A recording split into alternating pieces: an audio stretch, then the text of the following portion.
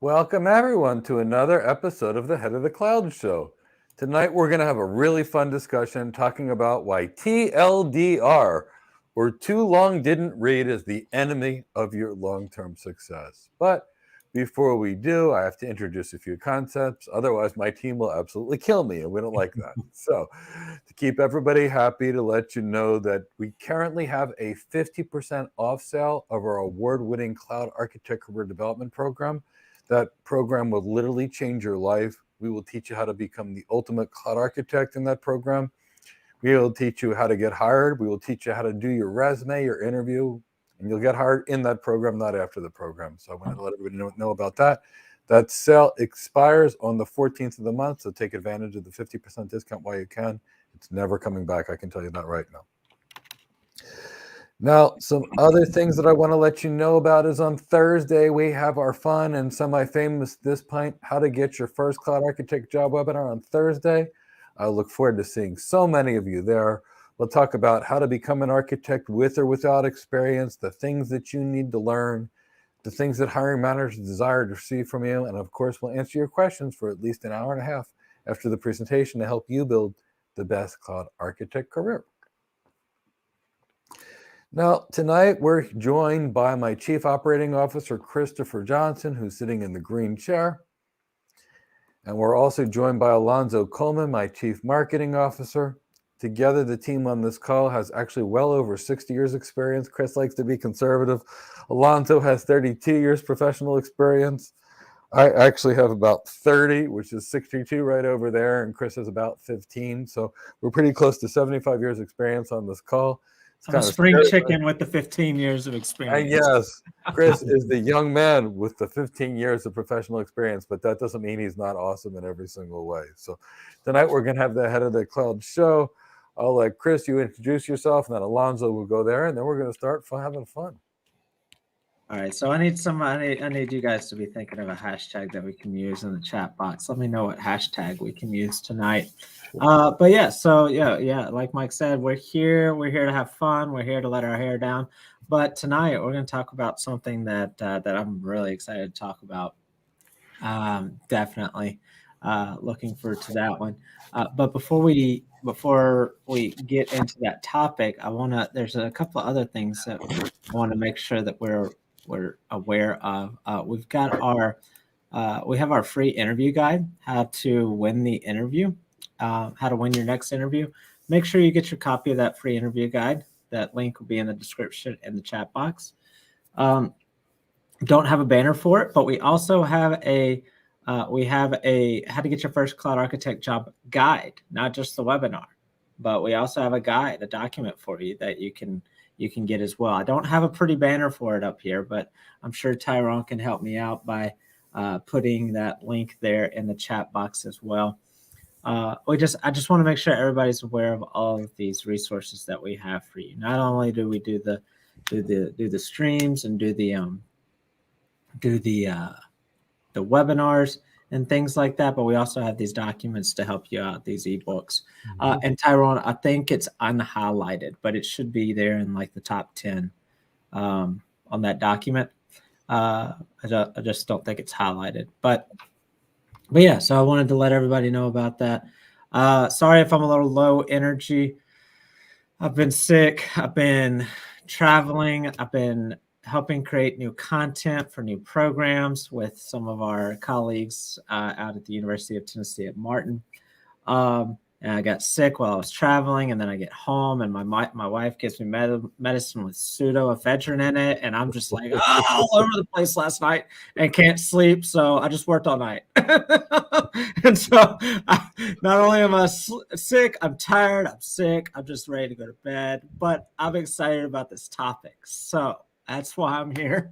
You probably noticed that I wasn't on the webinars Thursday and Friday last week, and I wasn't on the Q&A yesterday. But that is why. So, but yeah, I'm excited to get into the topic. Don't know if Tyrone has been able to find that link yet, so I'll put that in the chat box, and I'll let Alonzo talk now. All right. Well, Chris, first of all, thank you for being here. I know that pseudoephedrine got you because I was getting emails at 3 a.m. and I just happened to see some blinking on the phone. So I know how that is. But anyway, welcome everyone. Thank you so much for tuning in to Head in the Clouds with Mike, Chris, and myself. We are looking forward to doing this.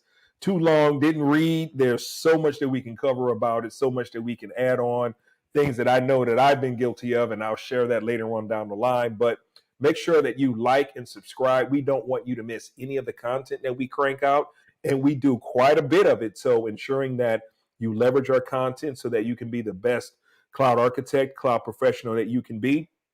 And without further ado, let's get started with the show.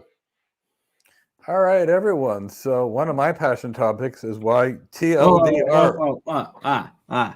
Hold on. He's got an idea.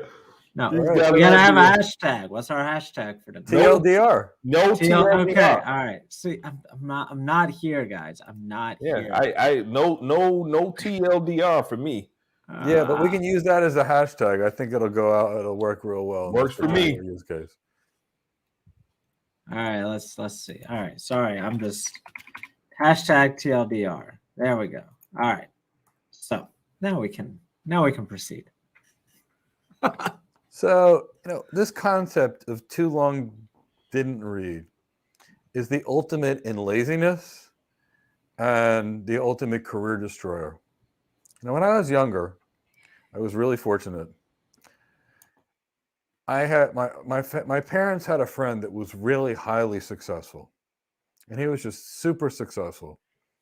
And I always asked everybody that was successful in their field, how'd you get here? What'd you do? Because I wanted to learn how to be successful myself. So I thought, ask the people that are used to winning how to win.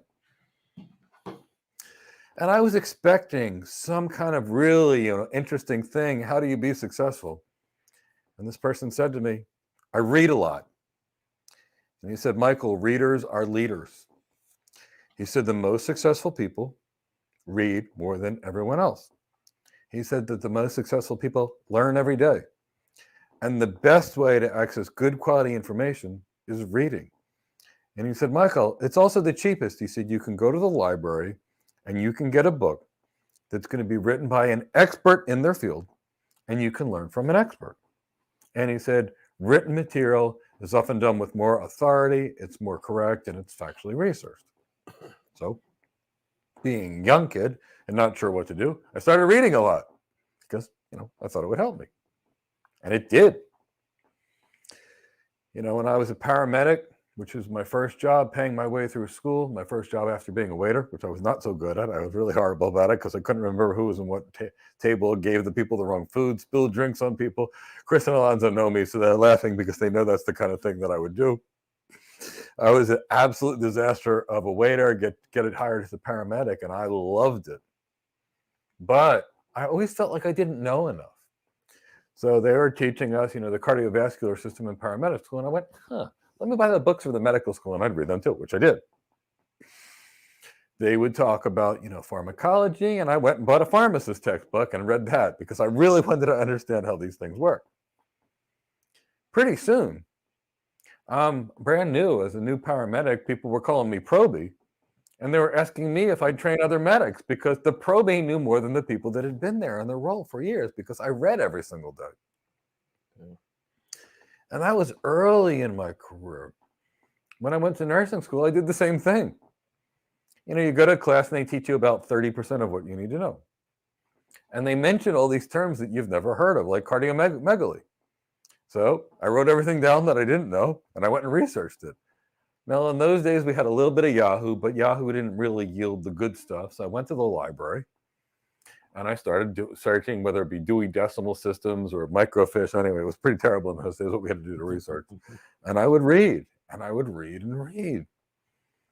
And when I got done school, I realized that being a nurse was the worst job in the world, that I couldn't do it for more than a second day of my life. So I decided to become a nurse practitioner, which practices medicine instead of doing nursing. And guess what? Reading, more reading. I felt like they gave us about 10,000 pages of reading per semester. And I did a lot of other reading on that. And guess what? I was hired upon graduation, and it was a great job. And then I decided I was going to move to tech. So what did I do? I read some more. 6 months later, I was a senior engineer as the first job. 6 months later than that, I was a lead architect. Within 2 years, I was a principal architect. And what did I do? I'm going to tell you right now. I read over 3 books a week, every day, for the majority of my technology career. And it gave me the knowledge that I couldn't get. Could only ask my manager for $10,000 of training here, $10,000 of training there.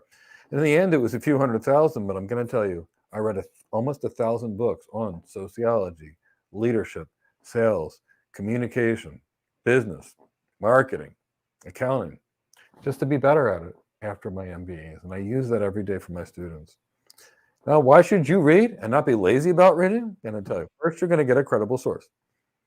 Today, somebody sent me a YouTube video, direct message via LinkedIn. So I looked at it, and the person says, like and subscribe to my videos. And I looked at it and I said, what the heck is this? This person's trying to make a demo video of something they've never done before. And then he said, I'm going to start a YouTube channel and tell everybody how to do cloud. And I said, but you've not worked in cloud in your life, and you've got no cloud knowledge. And he says, that's okay. I'll learn and teach them at the same time. I don't want to be taught by that. I want to be taught by the best. You know, Chris will tell you, he's seen it in my LinkedIn post, the person that actually has a course on Udemy that asked me to teach them cloud, even though they had a course. They were teaching something they didn't know. And it happens every single day. But when you read something and it's published in a magazine, the magazine checks the credentials. It was in like 98 magazines last year. Believe me, they wanted to know who I was before they'd let me write there. My background, my credentials, everything. They weren't going to just say, hey, you passed a cert test, we want to talk to you. So let's talk about why from a career perspective. Did you know that people that read 7 books per year, and 7 books per year is nothing, but business people who read 7 books per year earn 2.3 times more than people that don't? Almost 2.5 times your income just by reading 7 books a year, because it makes you better prepared for life. 2.3 times your income. Now, I'm going to tell you this.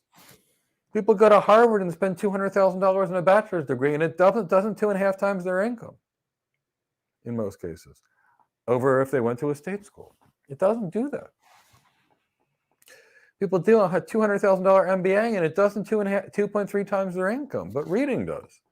So reading is one of your best ways to build your career. Now, how do you learn? You read. Well, I like to tell my students, if they're in a class, if they don't know something, write it down when they're done class.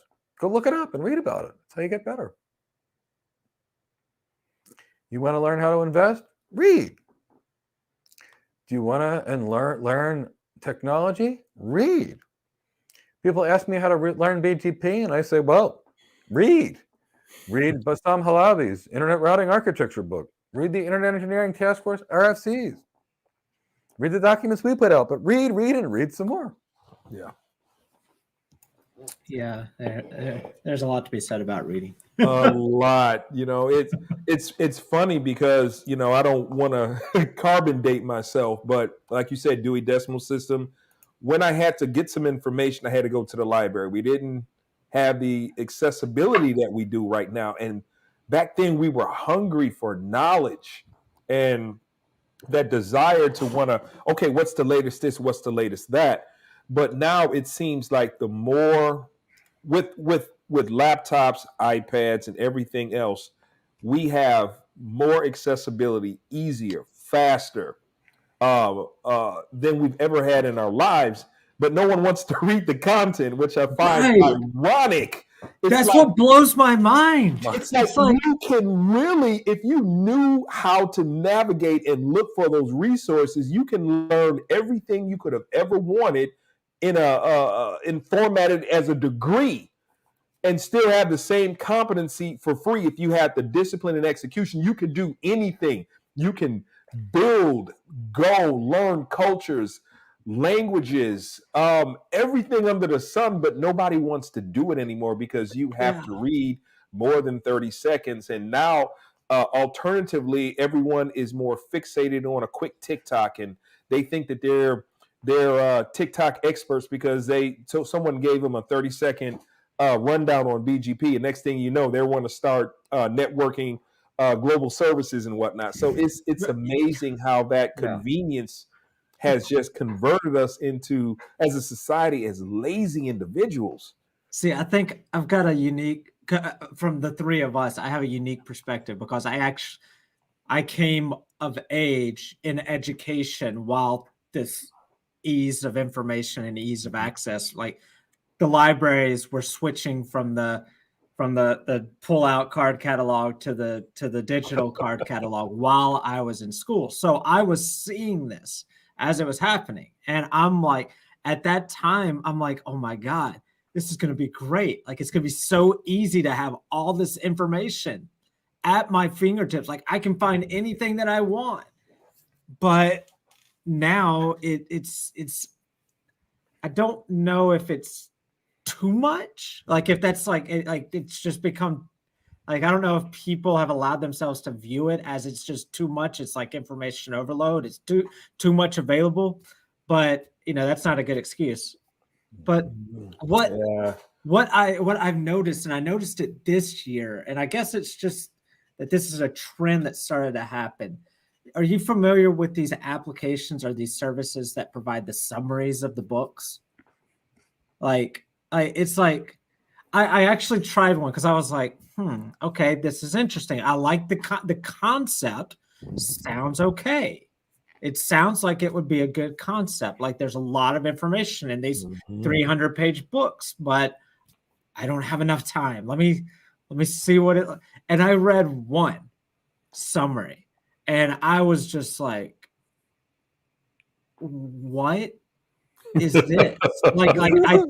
If I could describe what it feels like to read something that has no soul, like that's immediately what it struck me. Was I was reading something that had no soul, had no value, had no meaning. I didn't know.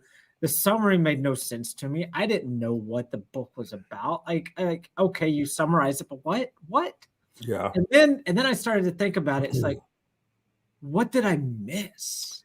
Yeah. Like, exactly. How many nuggets of information that whoever summarized this. Now, granted, it might have been a team of highly professional and greatly accomplished people that summarized it. Maybe they missed something that I would have found groundbreaking. Yes. What it's on their perspective. It's based on their interest, their vision, what they assume, and how they feel. And nothing is more agitating is for someone to dictate to me what they feel is good for me or what I'm going to be interested in. Yep. So how are you going to take that away? Like, for me, I'm from the old school. I like to feel the pages. I like to look at the words. I like to read the content so that I can look over and over again and reread that scene so that I can get and empathize with the characters. I can reread it again so I can see a perspective that I missed. And it could, even if I'm back, like, and I've done this before, I'm like three-fourths of the way done with the book, but they might indicate some details that'll have me scrambling to go back a couple of chapters and say, oh, okay, I understand what happens.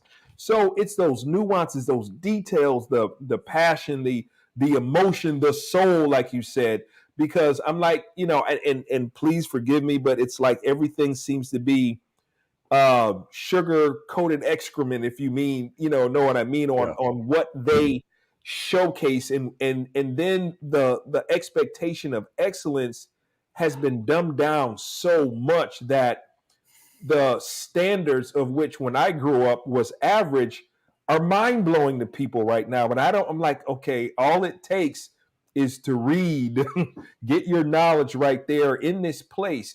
But ultimately, I'll say that I think it's just too convenient, and two, people take for granted that they can always come back to that information at any given time, thus wasting time, spending it on other stuff that's not important, just ultimately losing out on more intelligence, more depth to who they are as a person, culturally, socially, intellectually, and so forth.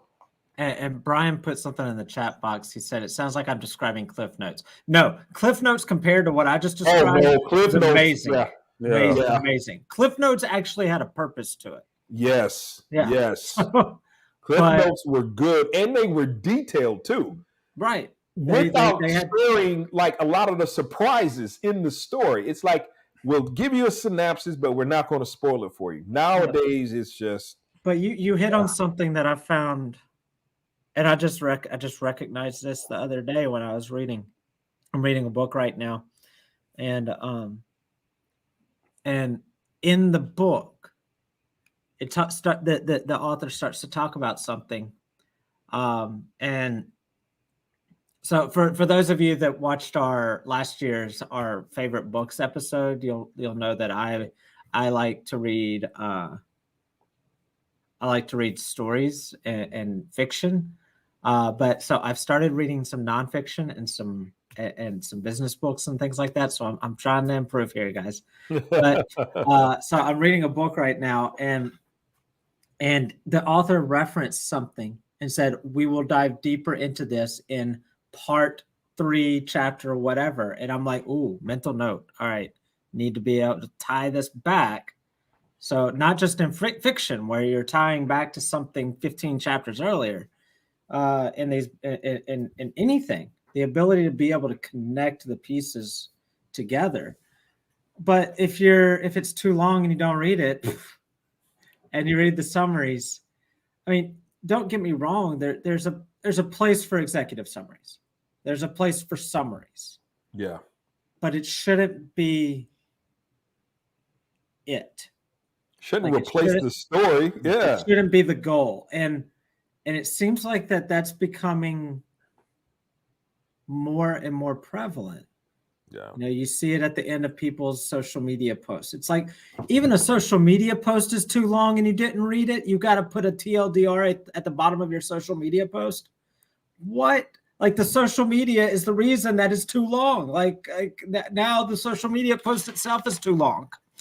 And so you're seeing it in social media posts. Like people will make a post and then at the bottom there'll be a 1-sentence TLDR. It's like, come on, like how much are we gonna just strip out that it's at the end? Eventually, there's just nothing there. There's no value, and then who does it benefit? That's what I got some crazy ideas about who benefits from this. Who benefits from less information being provided to us? Yeah, yeah. When you overload people, they don't want to read, and that's where all the secrets are, in my opinion. But I guess the question that I ask is like, if you don't have the time to read or it's too long, then what are you spending your time on? What is keeping? I can answer that question. You know me. I'm the data guy. Guess who came with the data? So you already know that's the baton I was giving you, Chris. All right. Well, I need to know. Are we ready to go down this rabbit hole? You can talk about the data, sure. All right. I didn't know if Mike wanted to chime in. Mike's been quiet. I probably would have talked about some other stuff, but that's okay. Talk about the data. We'll have a fun discussion. If you've got other points, we can always come back to the data. The data is always there. So okay, let's get to one or two things, and then we're going to get this fun, exciting data that Chris has. It's the concept of reading is where you get an education.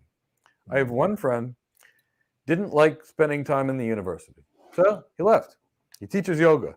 He's one of the most educated people I've ever met in my entire life. He reads so many books, and he's always reading something, that every time I speak to him, I learn something. Because he's so educated.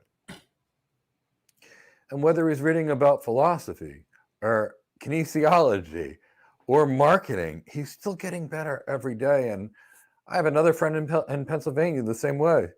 He used to read constantly. Another guy that hated school.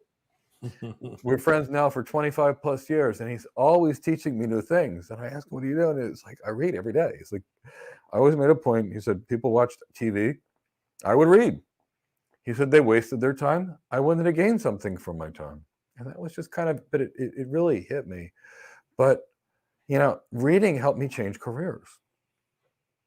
Reading got me promoted. And when this TLDR thing reminds me of, the certification continuum or the expert continuum, I like to call When I was young, I took a CCNA course. Well, I actually read a book and did it in 4 days. It wasn't pleasant, but I did it. And I thought I knew networking. I was all excited. Woohoo, I know networking. And then I took this 10-day, $11,000 Cisco Certified Network Professional Bootcamp in Fort Lauderdale.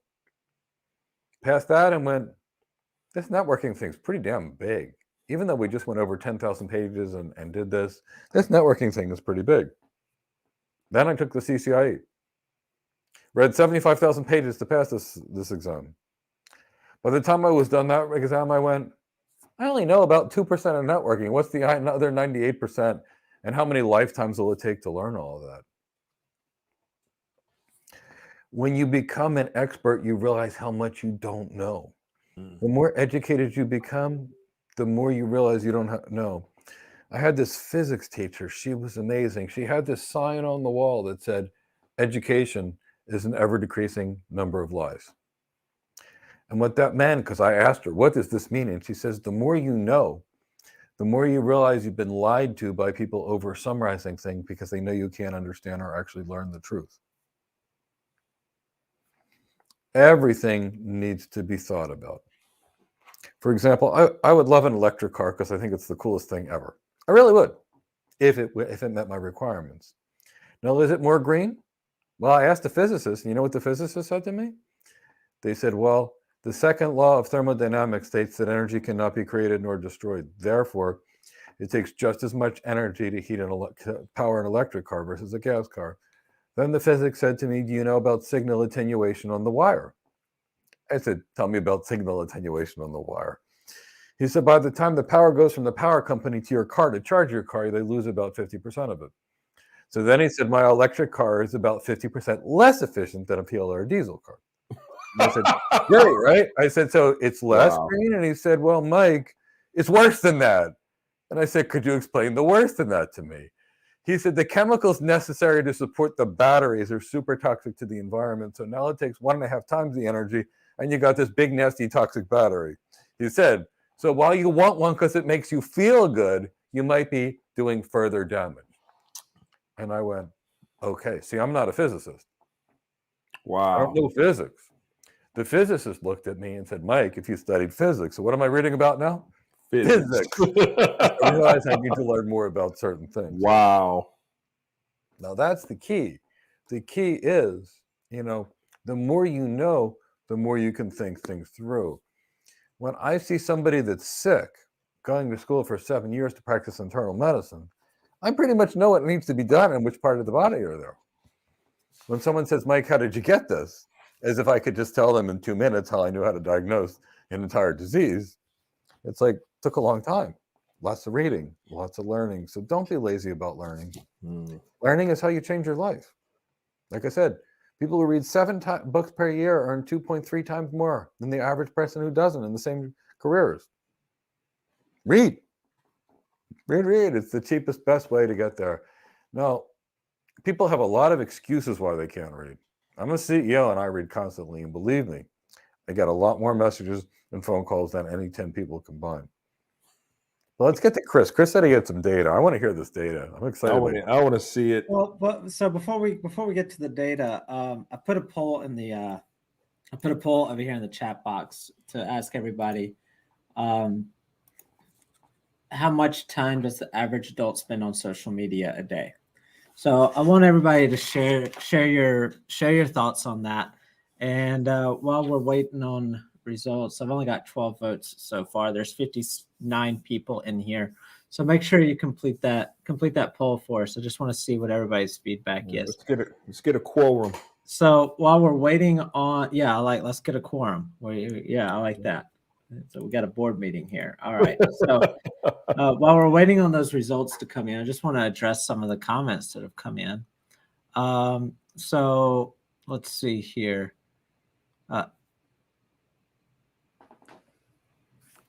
Let's see. Fernando says audiobooks are awesome. Yes. Yeah. Unless you're trying to multitask. Then you're not going to retain all of it. But if you're doing something that you can dedicate zero mental capacity to or 10% mental capacity to, audiobooks are great. If you have to try and divide it in half, and I'm just speaking from personal experience, my retention, I've listened to an audiobook while I'm trying to do other stuff, and then I read the book and I'm like, holy crap, I missed a lot of stuff. Well, Chris, you bring that an interesting thing. So before we leave, some people are auditory and some people are visual. Mm-hmm. Visual people learn a lot more by reading the book. Many auditory people learn better by hearing the audiobook. But the key is they both have different strengths. I do both. Like, because I drive a lot, I listen to audiobooks. And then I typically read the book after the fact and get more knowledge. Yeah, driving's a perfect example of audiobook. Driving versus riding a bike. Yeah. No on the riding the bike. Right. Driving and listening to an audiobook, yes. Riding a bike, no. No. And that's where I like it. So I think it's good, but the importance of reading and actually training your mind to read, physical reading, I still think is important. But I love audiobooks, and I typically, when I was in graduate school, went through 3 audiobooks a week, and I love them. Yeah. I like audiobooks. When it first came out, I really enjoyed that, especially on those long road trips. They really set the tone. But again, it's with me. It's just reading, feeling that physical, feeling that paper, and being able to look at the words. And there have been times where I would look over that sentence like 3 and 4 times so that I can really enjoy that emotion on that moment from that character. I mean, it's just nothing replaces that for me. And me either. The ability to go back to a certain page and look up one thing. And put notes in the book too, which my wife always hates when I do. Yeah, I get 2 copies, one for myself and highlight the heck out of it. All right. So I need some votes. Come on, everybody. I got another question after this, people. So I need some votes. I'm not putting up the other question until I get some votes. So let's see. We got this is a whole nother discussion. School taught us to read for the exam, not really how to learn. Yeah. Most education systems teach to an exam. Yeah, it's a lot like the certifications. Yep. I'm actually glad that wasn't where I went to school. At Temple University, they said, we don't care about people's postgraduate exams. We care that they learn the job. And they almost lost their accreditation for their nursing program because they had the worst pass rates in the state, or one of the worst. But if you graduated Temple University, the hospitals knew you were so good, they would fight to hire you. Oh, wow. Okay, that says a lot. I remember when I graduated, there was a hiring freeze. But people from Temple, it was like, we need you. Please go finish those exams somehow. Go take a review course. All right. So give me some votes. I need one more vote. All right. So while we're waiting on that last vote, people, let's get to this one. This is a good one. Would too long DR didn't read get more common due to artificial intelligence? I like that. I like that. And, it depends. And here's what I mean.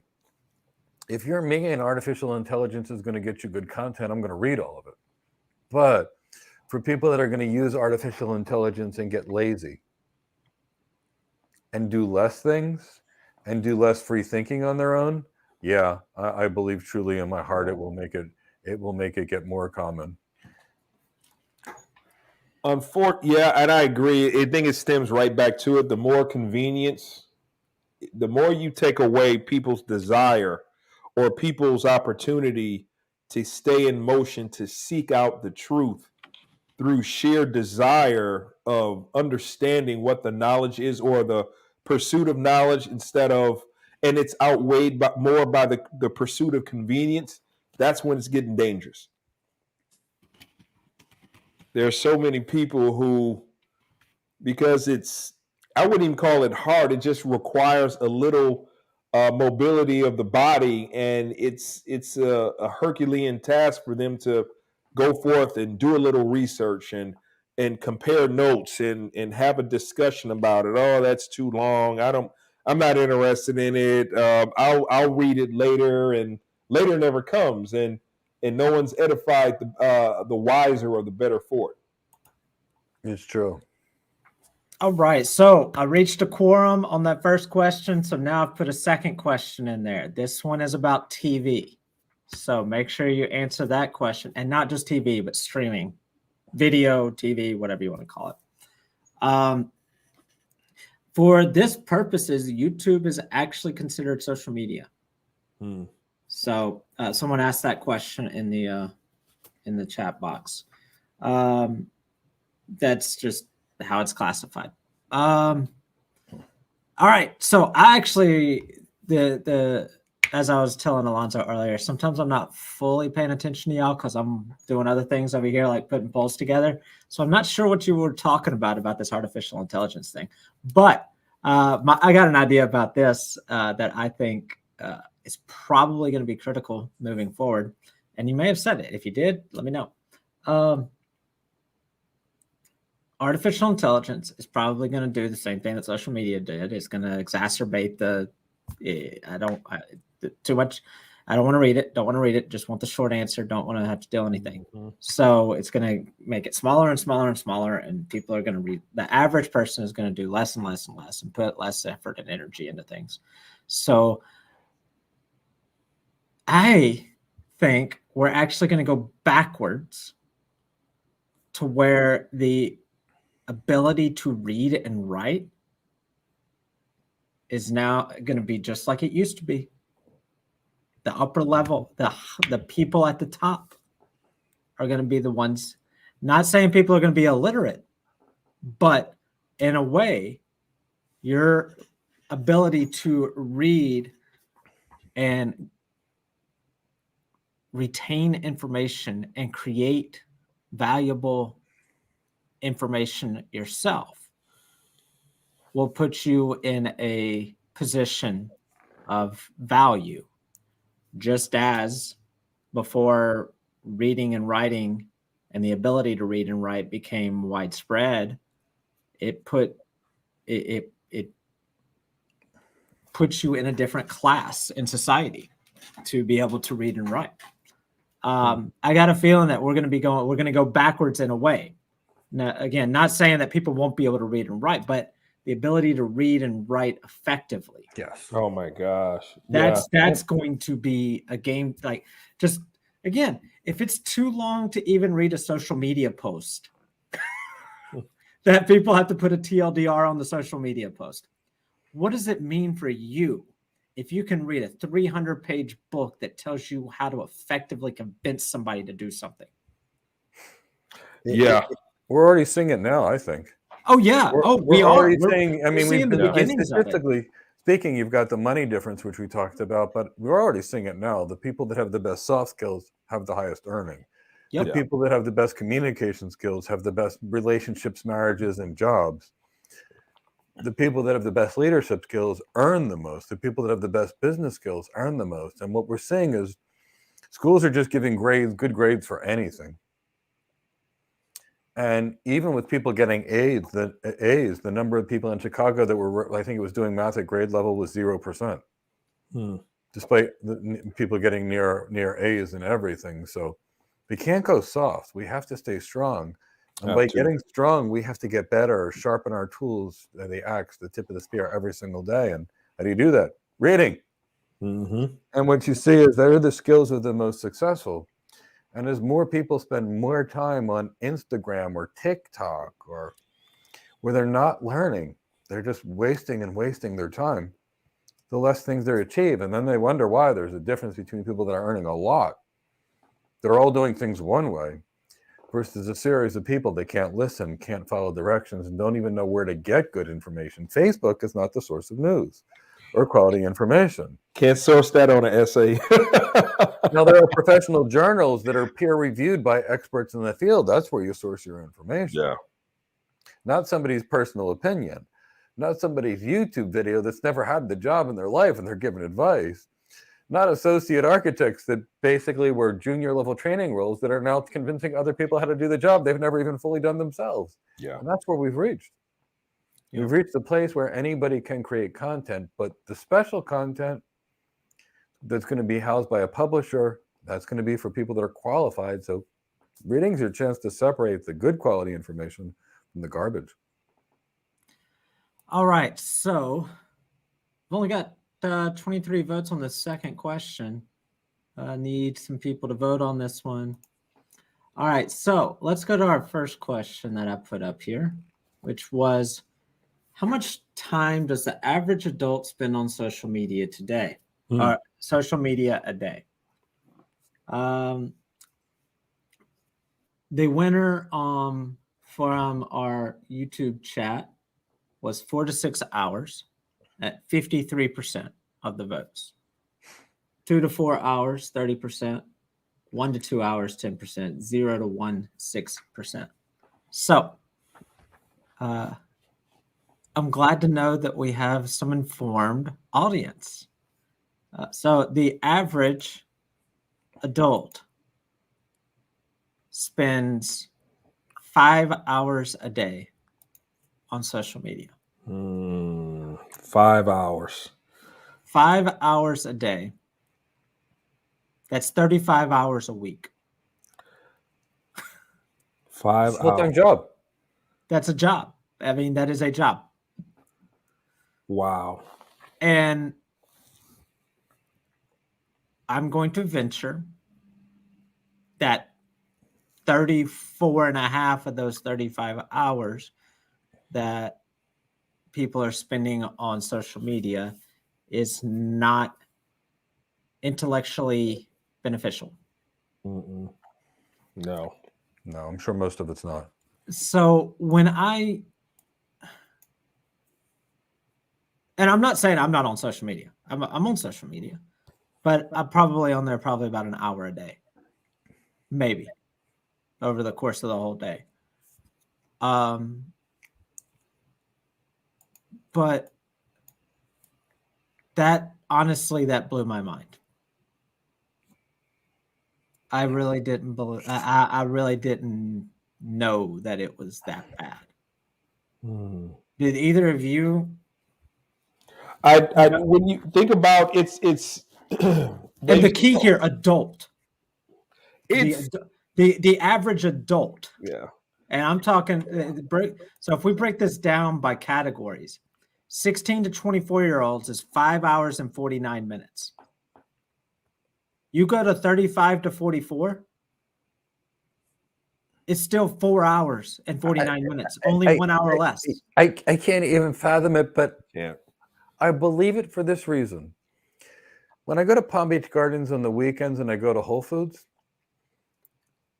it's like we're in an episode of a Zombieland movie, in that you pull into the car parking lot with your car, and it's so hard not to hit people because they're walking in their phones, they're bumping into people.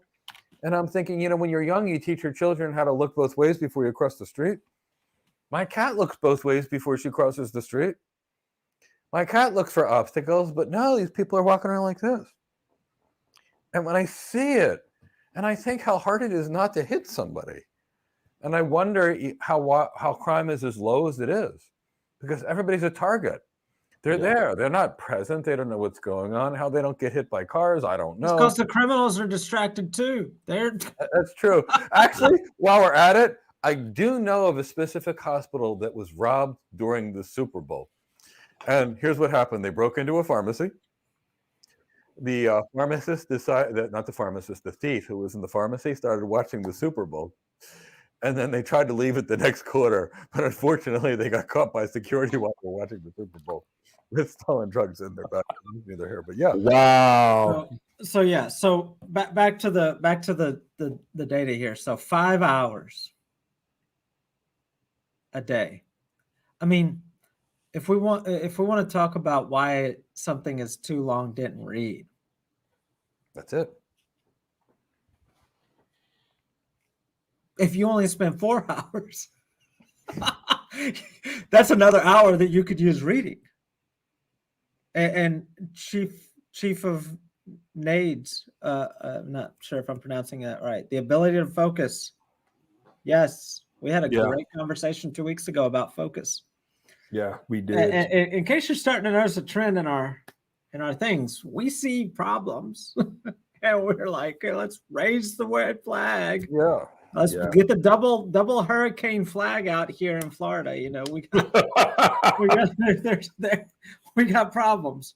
But I mean, I don't know how. Like, I'm not even sure what to say about that, other than if you just put it down, like just Get put. back. I mean, I've got lots of tips and suggestions, but discipline is a requirement here. But I mean, just think about that. It's 35 hours a week on social media. Let's go on the short end of that. Let's say you're below average. It's still 20 hours a week. Think about what you can do in 20 hours. What can you do? I can't even imagine. Yeah. What can you do in 20 hours? Like, what can you do in 5 hours?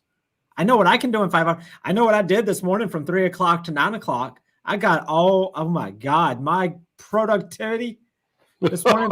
I couldn't sleep last night, so I finally just gave up at 3 o'clock and just got up and started working. You can ask anybody on the team from 3 o'clock to 9 o'clock. Boom, boom, boom, boom, boom, boom. That was probably the most productive I've been in quite a while. I mean, there's a reason that I wake up at 5 o'clock, just regularly, just because I can get so much accomplished when I'm able to focus and not be distracted. And I'm not even talking about social media, just in general, just distractions. But yeah, imagine what you can get done if you limited your social media to 30 hours instead of 35 hours a week. Mm-hmm. Yeah, That's mind blowing. I can't even imagine, if I'm not working, doing physical therapy, spending time with my wife or my cat, I'm sleeping. There's just not that much time in the day, and I want to make sure that I maximize every minute of that, either with my family, either for my professional development, either for my students' success, or my physical health. I can't even imagine. I just, I don't have time for that. And I never have had time for that. I remember when I was at Cisco and there was this thing called MySpace coming out, and there was this thing called Second Life, and people were working in this virtual world. And I'm like, and they're like, I built a house in the virtual world and it has pretty trees. And I said, I walked outside my house and there were pretty trees. Landscaper does it, and I get to enjoy my life. Why would I want to sit behind a computer any more than I have to? And they're like, you're missing out on this virtual world. Now they're making another virtual world because the first one failed. So now the metaverse has to make a new virtual world. We'll see. We'll see what happens this week at Facebook. But yeah, I can't imagine who would want to actually spend their time there. That's a whole. There's a lot of topics that can ramify off of this discussion on how technology has debilitated us. Oh my God, just going back to what I was saying earlier about how optimistic I was when I was in high school and college, seeing the possibility of having all this information available. And now, because when I started college, we didn't have Facebook. Yeah. We had MySpace. I had my top 8. Tom was there, everybody had Tom.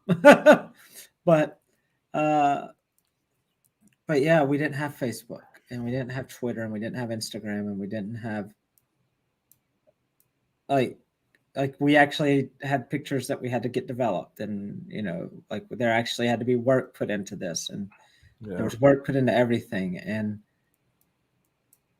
I think we've gone, and I say we because collectively it's a we thing.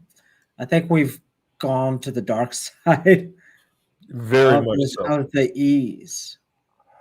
And I keep going back to, if you don't do what everybody else is doing, and you want to be part of that 1% or that 5%, just read. And you're gonna be in a whole different class. You're gonna be in a whole different spectrum. But There was a comment in here about Josh said, do you think maintaining a social media presence is something companies look for nowadays as a positive characteristic? Depends. It depends on the role. Yeah. But we could talk about that for a minute too.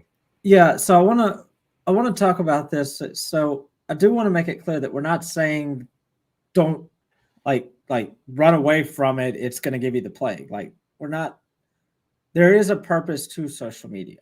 There's a healthy use of social media. So I do want to. It's a part of reality. It's a part of life. I mean, if you can get away with not doing it, that's great. But I'll let Mike talk about that. But I did want to make it clear that I'm not trying, and I don't think any of us are saying no, kill it, like get rid of it completely. No. There's a healthy use of it and Absolutely healthy use cases for it.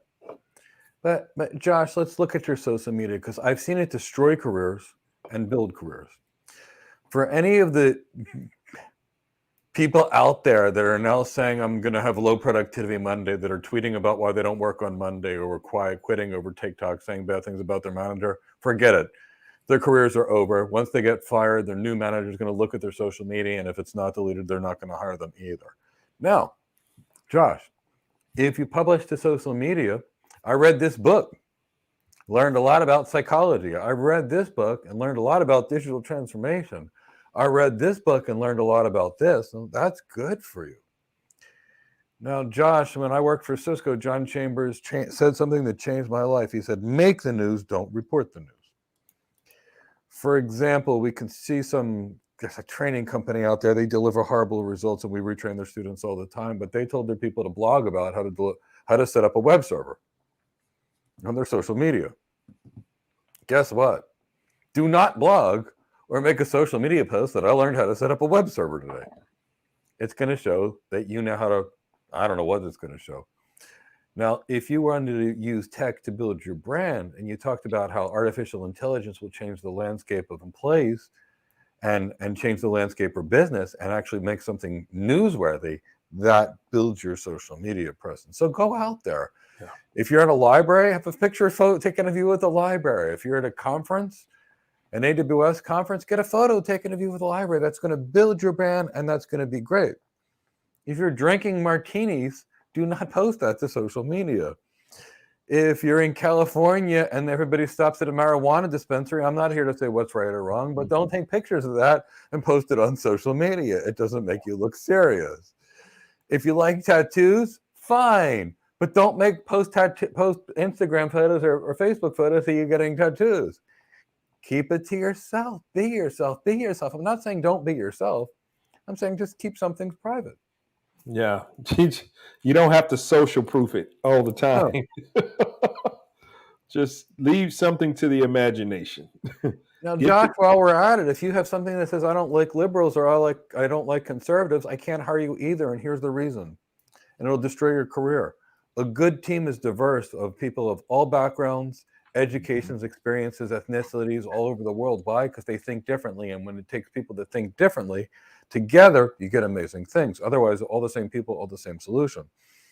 So if you've got anything out there that discusses money, politics, or religion, or anything that can separate people, again, that's going to hurt you in your social media presence. Yeah, I'm going to take that one a step further because this is one that a lot of people don't think about. Geographics. Yes. Yeah. Don't talk about people from Mississippi. Nope. Or Philadelphia. Nope. Or Houston. Don't talk bad about us. Because, you're always going to be working with somebody that's from Philadelphia. Yeah. Yep. Or Mississippi, or Houston, or Nigeria, or China, or Russia, or France, or the Ukraine, or Brazil. So that's another thing. So just going in line with that social media presence of anything that can be perceived as divisive. Don't have that as part of your social media branding. No. Now, but yeah, so let's get to the second piece of data. I asked how much time does the average adult spend watching TV, streaming video in a day? 77% of people were correct in saying 2 to 3 hours. Wow. So the average person spends 2 to 3 hours a day watching TV or video streaming. Oh my God. Remember what they used to call the TV back in the day? Yep. The idiot box. Yeah. I think that's what internet is 2.0. So And then now, an interesting piece to this information. So a lot of us are watching TV, we're on our social media at the same time. Watching TV, scrolling Facebook, right? So in this survey, 39% of those people said that they were doing nothing else while watching those 2 to 3 hours of television. That's like 7 hours a day of wasted time. Wow. So if you take this 2 to 3 hours a day of television, just television, and then you add it to the 5 hours, that's 7 to 8 hours a day of wasted time. I don't know where these hours are coming from. Either people aren't working or people aren't sleeping. Yeah, probably a little bit of both. I mean, because A little of both. presumably, or people aren't taking care of their families. I don't know what's happening. That's it. But I didn't just get one source for all this. I aggregated multiple sources just to make sure. I'm like, this is crazy. This is crazy. These are crazy numbers. Nope, these are real numbers. Real numbers. Statistically speaking, employee productivity has declined rapidly in the last few years, and it's some of its lowest level in history. And every time I go shopping, I got to basically wake up somebody that's like glued to their phone and say, "I'm sorry, do you work here? Can you help me, please?" Wow. I don't think they're working, and I think they're not sleeping, because from a health perspective, we do have a sleeping problem in America. We do. Tell me about it. Last night was a fun one. Yeah. But yeah. So, I mean, just think about this. So, Badar put it in there. Unfortunately, perhaps all three: the lack of sleeping, lack of working, lack of taking care of the family. Yep. Probably. Yeah. So I'm going to go back to imagine if you're utilizing that time appropriately compared to other people. Family will be better, presumably. Your work will be better, presumably. Your sleep will be better, presumably. Just to start with, before we even talk about reading. But, because if we've got people that are 7 to 8 hours a day of arguably unhealthy, unintelligent, unintelligent might not be the word. Unstimulating, creatively stimulating, 7 to 8 hours a day. Don't get me wrong. My wife and I, we watch at least probably an hour to an hour and a half of television a day. That's our time together, though. Like that's, and that's actually not every day either. Yeah, like today, I'm not doing it today, but yeah, we usually about an hour, sometimes an hour and a half if we splurge and watch a second episode or something, but. It's interesting. I do. I try to get an hour of TV with my wife. It doesn't always happen. Yeah. I might be too busy, but I try to watch TV with her for an hour. We talk a lot more than that. Yeah. Right, exactly. Like we're watching reruns of stuff and talking while we're like watching reruns of Big Bang Theory and talking because we've seen it 50 times. I like reruns. Because you can talk through them. Right, exactly. Yeah, the narration. Yeah, that is a good yeah, that is. But it's definitely and this is one of the aggravations that I have about Too Long Didn't Read, and then they convert it over into a book. Well, they convert the book over to a movie, and it's so poor. Oh yeah.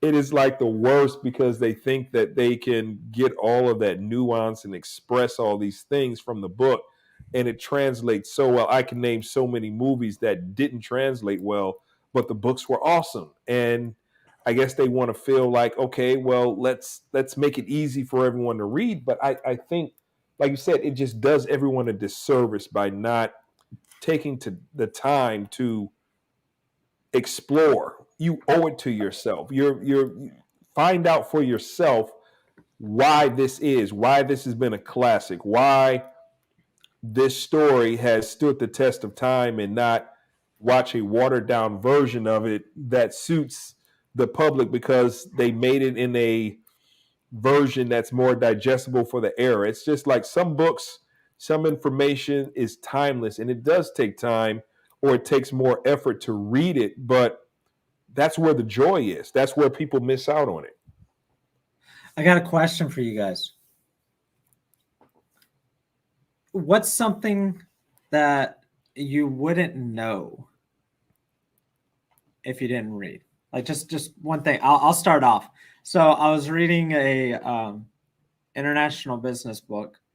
This is when I was in college, and it was actually not for the class. Like I wasn't taking a class. It was a book. It was just another internet. It was just another book. And I can't remember the exact numbers, but because I was reading, I learned that the legal system in Japan is so different than the legal system in the United States. And Alonzo probably knows this, that there are only, and this was 15 years ago, but I'm guessing it's still the same. There are only 45,000 lawyers in the entire country of Japan. Yep. You don't want to get in trouble there.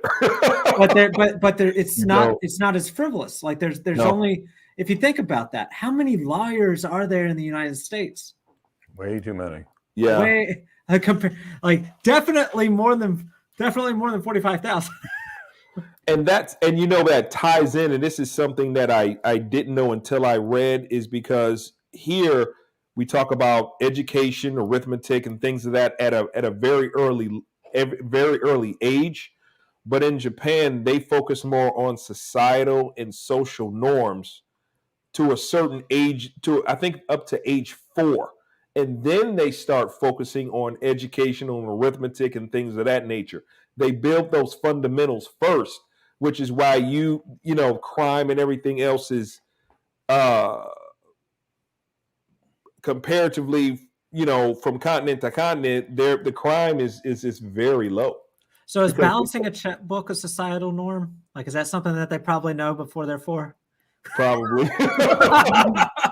I remember when I went to go visit my family out there, and usually they don't have like summer vacation where kids get to blow a good 2.5 months doing what you want to do. And I'm not saying there's anything wrong with it at all, but I know even then they would still go to some kind of school, and summer vacation would only be for a couple of weeks, and they even went to school on Saturdays. It was, it was a different culture. It was a cultural shock. But overall, when you think about the return on investment and how they do things by taking the time to teach them how to read, understand those fundamentals, and so forth, it works. I had to go to school sometimes on Saturdays. I think I might know what that was about. Yeah. So what's something that sticks out to you? Because that's something that always sticks out to me, and it's always a reminder of if I didn't read, like I wouldn't learn stuff. Like I wouldn't know things, just completely random things. Yeah. But at the same time, I also know value, like things that are of value to me in my life. I mean, knowing how many lawyers there are in the country of Japan is not beneficial to me in any way, shape, or form. but it's just an example that I can easily draw where it's like, well, if I didn't read, I wouldn't know. Yeah. Do any of you have something that you can think of off the top of your head? Yeah. I mean, yeah, go ahead, Mike. I wouldn't be able to walk again after my injury. Yeah. If I'd been a regular person and just followed the 13 doctors that said you'll never walk again and said you have reflex sympathetic dystrophy, here, what would you like for pain? And I said, no, thank you. I don't take pain medicines, but I will be better. And, you know, I knew basic medicine, but I was thinking, what's the process of this disease? So I had to read neurology textbooks to try and understand the neurology of what was going on. I started reading vascular surgery books and books on blood vessels and things like that. I started studying the pharmacology of drugs that could open up blood vessels because my neurological system was closing off blood vessels. And then I started going to specialists and said, hey, wait, this thing affects this thing, which affects this thing, which affects this thing, which affects this thing. What do you think about trying that? Well, Mike, I've never heard that before, but your logic's good. Hey, wait, that helped 3%. And doing things like that. So I never would have been able to walk again after my injury. I went and became a strength and conditioning specialist, which I did that via reading the same people that train pro athletes. And I read and I read and I read to help come up with specialized treatment plans. So I wouldn't be walking again. I can tell you, I never would have been able to go from medicine to tech in the first place. Yeah. Because I took a bunch of courses. In those days, they were expensive. There were these $10,000 boot camps, and I'd spent about 40 grand. And did it help? A little. But here's the problem. They're all certification-based, and you don't learn any career via certification-based nonsense. It's here. Here's this tech thing, Mike. It's called Ether Channel. Here's how you configure it. Here's an ISL trunk. Here's how you configure it. But they didn't tell you what it was. And my job was always architecture, which is how does this stuff work and how can we use it to improve business? None of that stuff was covered there. I had to learn. I read the IEEE specs of how things work, the electrical engineering specs. I read the Internet Engineering Task Force specs, and I learned. From there, I actually got the materials. So I wouldn't have been able to leave healthcare. I wouldn't be able to walk right now. I wouldn't understand search engine optimization, which is something that's pretty critical in my life. I wouldn't have understood how YouTube worked if I couldn't read books on YouTube, and I use a lot of YouTube because it enables me to teach things to people in the world for free, which I love. I never used YouTube or anything like before that. Before I started reading and learning how to use it, because I wanted to learn how to use it like an expert as opposed to a hobbyist, because I like to read. That's how I consume my information. I don't think I would have been able to save my patients' lives when I worked in healthcare either, because they don't teach you enough in school. You got to go research and learn on your own too. So I don't think there's anything I ever could have done in my life without reading. How about you, Alonzo? Couldn't agree more. I early on, I loved animals. I loved zoology. I loved all sorts of stuff, and especially everything about the ocean. And I didn't know that the deepest part of the ocean, the Mariana Trench, is over 7 miles deep. So imagine driving on a road for 7 miles and going straight down into the darkness. And the deeper you go, the more pressure it is. So at the deepest parts of the ocean, if I remember my data correctly, the deepest part, you're looking at 16,000 pounds per square inch.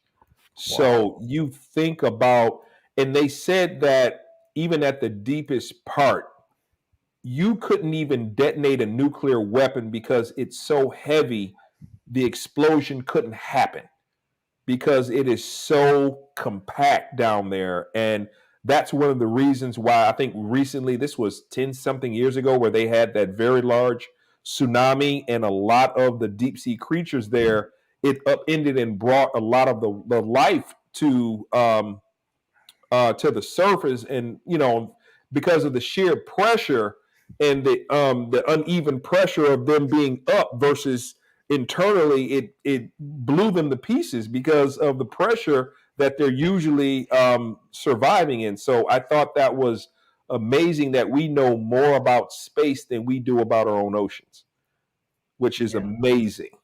Yeah. I love reading. I enjoy it. I mean, it's fun to me. I'm a nerd, so I don't.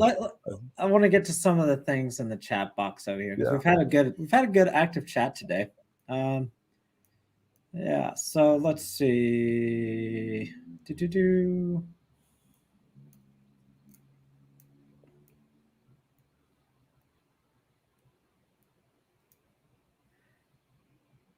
Okay, so there's been some questions about I got to figure out how to frame this because there's just a lot of questions and a lot of comments about it. So let's talk about. So we're talking about TLDR, or too long didn't read, and so for all intents and purposes, we're not only talking about reading, talking about consumption of information. Yes. Yeah. So there's been questions about streaming educational content for like for example, what we have on our channel, the CCNA boot camps, the AWS boot camps, that type of stuff. That's not junky. No. That's No. so It depends where they get it from. let's not. I don't want to conflate our social media and Yeah. TV streaming as detracting from the consumption of information if it's healthy, if it's beneficial, if it's intellectually helpful, if it's creative, if it's engaging you. What we're talking about is watching those mesmerizing videos of the people mowing the lawn that are perfectly mowed, like that. Yeah. Like what? Like cat don't get me wrong. Sorry, I love guys. the cat videos. I told you I spend about an hour on social media a day. 59 minutes of it is cat videos. So don't get me wrong. But yeah. So if we're talking like audiobooks, listening to workshops, watching workshops, those are beneficial. Those are helpful. Everybody learn. We always talk about this, how everybody learns differently. Video, audio, written. I'm a written kind of guy. So that's me. I do like to listen to things, but sometimes I just kind of zone out and space out. And so therefore, for me, that time listening or that time watching is wasted. Like I could watch a beneficial video or a beneficial workshop, but I know that it's wasted for me because I'm not going to learn as well as I would if I was reading it. So for me personally, watching these intellectually engaging pieces of content would be a waste for me. But maybe not for you. Maybe they're beneficial for you. Maybe they're helpful for you. So if it's helpful and it's intellectually engaging for you, then it shouldn't be put into that 2 to 3 hours of video that you're watching a day. That's not helpful. Yeah. And I think it's true. And I don't really watch videos to learn because I can read it 2 to 3 times faster than the video actually would be. And I can pull out all the critical information easier when I read it. But some people like to watch, and watching is fine. But when it comes to watching videos, please make sure that people are credible. Yeah. You don't want to hear from the person that's still trying to get a job how to get a job. Same with the reading. Same with the reading. Yeah. In this day and age, anybody can publish. That's true. No citations, no background, no nothing. But somehow you're credible because of social proof. But, thankfully, reading and writing at the elite level is still an elite skill. So more often, somebody that can't read, write, or know anything really well can make a YouTube video and does it every day. But they'll have a harder time writing something that's going to be well thought out. Yeah. Not always, and Chris is right. I don't just read a blog. I read things from authoritative sources, not a blog. Unless it's the blogger is someone like John Chambers writes a blog. I want to listen to him. He's probably the best technology executive ever. So I'm selective in who the blogs. I make sure that people have decades worth of experience, that they're leaders in their field, that they're internationally recognized, and then their blog is great to me. But I don't just read a blog because that's just as bad as just watching a video. Like I said, people reach out to us every day. They've got courses on Udemy and say, here, teach us cloud. I'm like, but you've got a course out there. You want us to teach you something that you don't know what you're already charging people for? It even happened to me again today. somebody reached out to me to basically say, hey, I'm starting a cloud channel. Can you support me? Like, you're a software engineer. You don't work on the cloud. What kind of cloud thing are you going to be teaching others? You're not a cloud person. Yeah. Sorry, I can't help you. I can't stick my good name behind you and your ability to desire to hurt others by providing bad information. Yeah. So there's good use of social media and streaming that are beneficial to you. Yeah. What are your guys' thoughts on speed reading? Somebody asked that question. Why rush? Again, what are you on your way to do? It's like rushing to a red light. Why speed read? Are you trying to jam in as much information and continue reading, or you're trying to treat the reading experience as a chore so that you can get that out of the way and do something less meaningful? I personally, I want to enjoy every moment of it. So I'm not in any rush to flick the pages and jump onto something else. How am I going to retain this information? By just breezing through the images. And, I remember back in the day, they used to have someone who would teach you a speed reading coach. And I just personally, I don't value it, but that's just me. What about you, Mike? I do a lot of speed reading, but it depends on the content. If it's really good content, I read it word for word and enjoy every part of it. If it's content where there's 3 pages of fluff for 2 sentences that I really need to know, then I speed read through the content. And if I'm short on time, like I need to learn something quick, I speed read it and I go back and then I read it properly in the end. That's typically what I do. So, like, Robert Cialdini is one of my favorite authors. If you read his early books, they were very to the point. His older books, that's when the power of story became super powerful. And inside of like a 500-page book, there's 50 pages of content and 450 pages of fluff. So when I get to that stuff, I speed read it to get the main thing. Yeah. So it all depends on how it's written. And, my wife may have enjoyed reading the entire thing. Somebody else wants to do something else and get half of it. Somebody else wants to speed read it. And, it depends on the thing. But if it's really good content and I really like it, I'm never going to speed read it unless I'm really short on time. Yeah. Need to get 2 or 3 nuggets prior to a meeting, and then I get out of that meeting and I go, okay, time to read this whole thing for content. How about you, Chris? I think it's contextual. I'm going to disagree with you on that very last point that you just said. If I'm going into a meeting, I want to know every single detail, because I do not want egg on my face.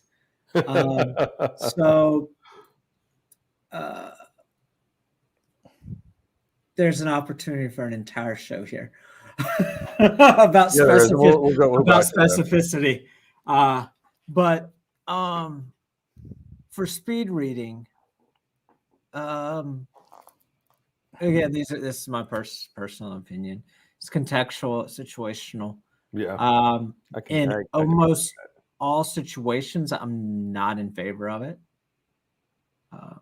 If it's technical content, not in favor of it at all. If it's fiction, okay.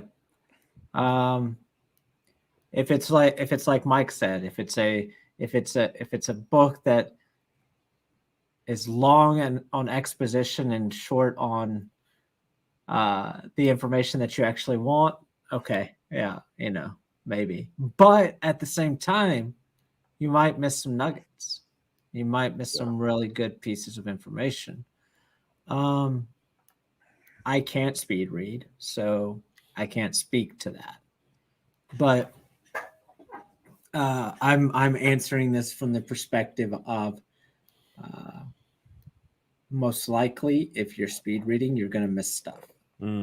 So you're going to miss the details. You're going to miss the nuance. You're going to miss the finer points that are conveyed when you're able to pay attention to the full picture.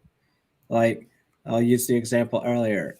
And again, this is someone that can't speed read.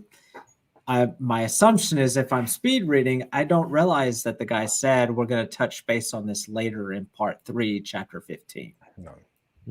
You're not going to pick up on that. No, you won't. You're not going to realize the connectivity between here and there. Yeah. And this and that. So Agreed. one of that's the big reason that I'm not a fan of speed reading. And it kind of goes back to what Alonzo said. What's the rush? Enjoy the view. But again, if it's technical, definitely no. Right. If it's for, I'm not sure I understand. I know you don't understand Siri. Yeah. But, I disabled that on my phone. So yeah, I'm not a big fan on the speed reading. Yeah. Interestingly enough, you talked about the speed reading coach. When I was in high school, it wasn't a speed reading coach. It was just some company that was assessing the way that people read. They came into our school and did ours. And I read the fastest and had the highest retention at the same time out of everybody in the school. But it wasn't speed reading per se. But I read the most words per minute and I actually had 100% retention of information. That's good. Don't ask me if I still do. But my junior year of high school, that was the case. I don't remember what the words per minute was that I was reading, but I do remember the 100% retention. Yeah. Okay. Yeah, that's what mattered the most. Yep, the retention really of information matters the most. Agree with Chris on meetings and preparing properly before you get there.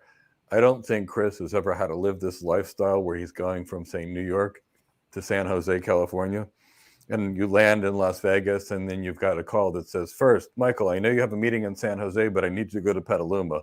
And then while you're driving to Petaluma, Mike, I need you to go over here and talk to these people because this person canceled. So that was the story of my life with poor meeting preparation for a while. Yeah.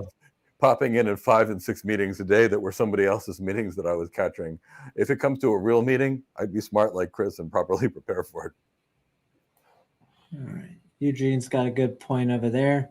Maybe I should say being specific instead of specificity. That word continues to elude me. Well, I think I use that word because it's used commonly in the coaching world. When you train pro athletes, they refer to it as specificity of training, giving them the exact training specific to their position or role. So that's where it came from, because it's actually a commonly used word in specific industries related to coaching. But we're not really dealing with coaching professionals right now, so probably being specific might have been a little better. Well, I use specificity also, so I assumed it was about me. No, but it's specificity is a very critical word that is used for sensitivity versus specificity. For example, a sensitive test will test positive and identify things. A specific test is used to confirm. So they're both grammatically correct. The question is, Oh yeah, no, I know they're both grammatically correct. The specificity comes out of the data side of me. Yeah. and it comes out of my medical side. Oh, all right. So someone asked earlier, if you write blogs, how often should you maintain it to build your brand? Okay, so let's talk about what the point of writing a blog is: to build your brand, which means you need to write something really great. Mm-hmm. So I'd rather see somebody pop out a good blog every 3 months than pop out a daily piece of garbage that they slop together. So the key is as frequently as you can do it and put real quality into it. But the key is real quality. You know, I can remember this document I wrote, Intro to Multicast. And I wrote it long before I was a good writer. I was at Riverstone Networks. I was a principal architect there. I had less than 2 years experience, and I wrote this document. And next thing I realized, I traveled 200,000 miles a year to share this document. 20 years later, some friends in the Cisco TAC were reading the document that I wrote for a competitive company 20 some years ago because it was such a good document. So I also read a document at Cisco called Medical Grade Network, which was the foundation for the architecture that's used by most healthcare organizations. So, you know, those two blogs bought me more mileage than if I would have, articles wrote me more mileage than if I made a daily blog of the day. So I'm all about quality over quantity. Yes. You know, you write something, you make sure it's properly cited. you make it clear, you have the right diagrams, you make it expert-like, and that's how you maintain yourself. Yeah, I agree. Just don't, and if you're going to write a blog, don't regurgitate what someone else said and just, rebrand it as yours. Put, like you said, put some thought into it. What you put out there, like they said, internet, once you put it out there, it's forever. So making sure that your stuff is cited, you have some actual factual, where you can actually stand up to what you say through documentation, through critical research, or however you arrive to your opinions about your blog topic. Make sure you're able to defend it at all times, because you will have critics out there trying to discredit what you say because they have nothing else better to do. People just want to see the world burn, and if they want to say something that triggers you, be contrary in what you're talking about, don't argue, debate, provide your sources. This is why I believe this. This is who's doing this and why. It's been successful for them. They've tried it multiple times. Other people have adopted it, and this is why I stand by this, other than I feel like, or this made me feel, or just an opinionated piece. Because you see more of that than you do actual empirical data. And that's what, if you're going to be a technical professional or you're going to be in that realm, then ensuring that what you say can stand the test of time. Yeah. It's like I saw a cloud engineer writing about heart health the other day. And I was like, are you a doctor? So I checked the LinkedIn profile. No, they weren't nurses. They weren't doctors. They weren't physician assistants. They weren't pharmacists. It was just somebody that thought he knew to talk about health. Always look at the source of the information, where it's coming from. What are the credentials? What are the background of the person? Yeah, we need it to be meaningful. Razi Kata said it best, and I'm I can agree with him on that. We need something meaningful. We don't need the empty calorie blogs that I walk away feeling less intelligent, or feeling like, okay, well, that's an interesting perspective. Where do you get this from? Is this making sense? So it's it's refreshing to find someone who has a real nice topic about something very interesting that generates thought, discussion in the thread. Those are the type of blogs that you want to create on a regular basis. So just a little piece of information for those of you wondering. Specificity is the state of being specific. Again, I think Mike and I use definition without the same word. Mike and I use the word specificity because of our backgrounds. It's a specific. It's a particular term that means a particular thing. But yeah, so specificity and being specific are interchangeable. All right, so we all have 24 hours a day. Yes, we do. Absolutely. Yeah. But let's utilize those the best we can. Now, of course, there's some people here that aren't that don't fall into these categories of the average person. Yeah. So of course, if you're already utilizing your time the best that you can, that's great. We like to, we want to make sure we have these discussions just to help people and share insights. So, if you're someone that doesn't spend any time a day on social media, hopefully you're still using that time beneficially in other areas. Yeah. Maybe hopefully you're not reading all 7 of those hours and neglecting other things. Or, so we all have 24 hours a day. We just need to make sure that we're optimizing our usage of those times so that we can get the most benefit out of it for ourselves.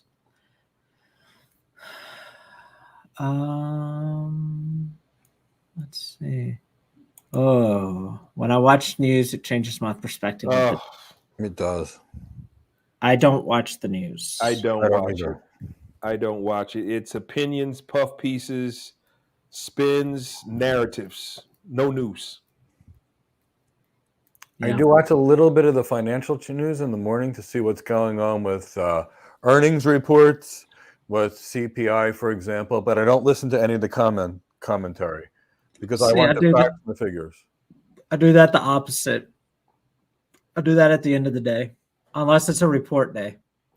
Yeah. Then I'll watch it at 8:30 when the reports drop, but like the government reports. But because otherwise, if I try to watch the financials in the morning, my brain's going to be thinking about it all day. Yeah. So, yeah, when I watch the news, it changes my perspective of the day. Yes. It sure It's the can. same as social media. It's the same with Yep. social media. Mhm. It changes if you start off your day on the social media, or people in our program, if you start off your day on Slack, might not be the best.